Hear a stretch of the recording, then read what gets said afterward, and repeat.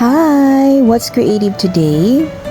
So, I'm going to show you what's inside my luggage sa isang tao na mayroong sinusunod na nutritional plan. So, this is a medium-sized luggage. And, ayan. So, merong personal things. Pero, ayan. Nutrition here. Ayan, these are oranges. Bakit oranges? Kasi kahit bugbog sa luggage, okay lang siya.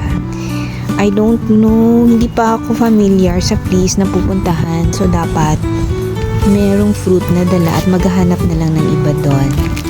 So, we have chocolate. Ito, I cannot live without rice cooker. May dala akong mangga para bukas isa lang. May kasama rin siyang, ayan, rice, more rice, and peanut butter sandwich. Ayan, tingnan yung rice ko. This is for everyday na. This is 80 ml. So, yan na ang rice ko for the rest of the day. Peanut butter sandwich. I-ref na lang na pag-abot ka ron sa hotel.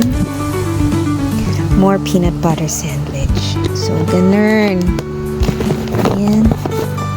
So, ito. And then, our weighing scale. Syempre, dapat may weighing scale nandito sa bag. Because anytime, maybe we will have dinner out mamaya. So, nandito na siya.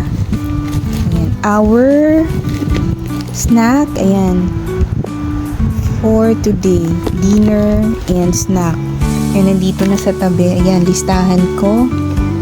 Listahan ng to bring and my morning snack. So, kakainin ko pa to. So, that's it, Pansit. Let's go. Bye!